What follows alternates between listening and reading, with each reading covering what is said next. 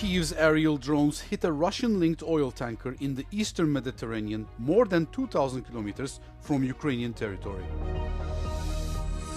The US military struck 2 vessels in eastern Pacific on Thursday, killing 5 alleged narco-terrorists, bringing the death toll to 104 since September.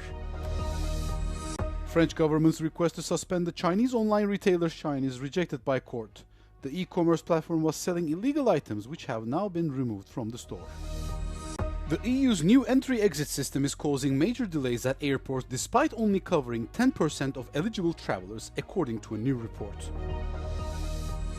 Ukraine has struck a Russian-linked oil tanker in the eastern Mediterranean in what officials call an unprecedented special operation.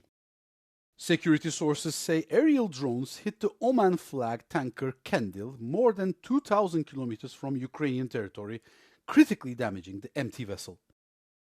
The ship, part of Russia's so-called shadow fleet used to bypass oil sanctions, was sailing off Crete on its way from India to the Russian port of Ust-Luga when it was attacked. Kyiv says targeting tankers that fund Moscow's war is a legitimate act under the laws of war and marks a major expansion of its campaign against Russian energy infrastructure at sea. In recent weeks, Ukraine has also hit shadow fleet tankers in the Black Sea and struck oil platforms in the Caspian Sea, deepening pressure on Russia's export routes. Russian President Vladimir Putin has vowed there will always be a response, but insisted the strikes will not disrupt oil supplies. The US military struck 2 vessels in the eastern Pacific on Thursday, killing 5 alleged narco-terrorists. Defense Secretary Pete Hegseth ordered the attacks as part of Operation Southern Spear, bringing the total death toll to 104 since September. The Pentagon claims the boats were on drug trafficking routes, but has released no evidence for individual strikes. The operations have sparked legal concerns over extrajudicial killings in international waters. The strikes coincide with Donald Trump's announcement of a total blockade of Venezuelan oil tankers. According to the reporting by US TV network NBC, the president said he was not ruling out going to war with Venezuela. Venezuelan President Nicolas Maduro called the moves modern piracy and a diplomacy of barbarism.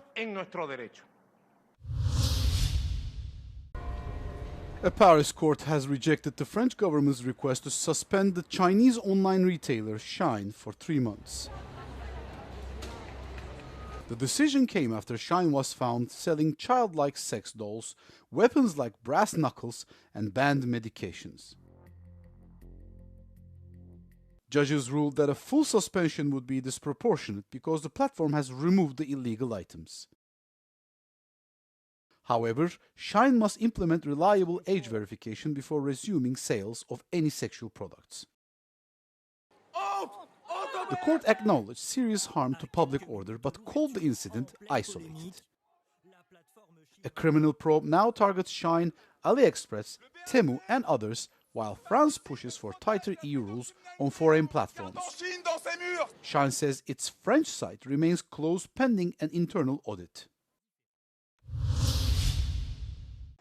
The EU's new entry-exit system is causing major delays at airports despite only covering 10% of eligible travelers, according to a new report. Visa-exempt visitors from countries such as the UK and the US must now submit biometric data at the kiosks, resulting in queues of up to 3 hours. The report, which was published by Airport Council International Europe, has found that processing times are up to 70% at peak periods in France, Germany, Italy and Spain. Outages, faulty kiosks and staff shortages have plagued the rollout since October. More airports will join by April 2026, with the threshold rising to 35% in January. ACI Director General Oliver Yankovic warns of severe congestion and safety hazards without urgent fixes.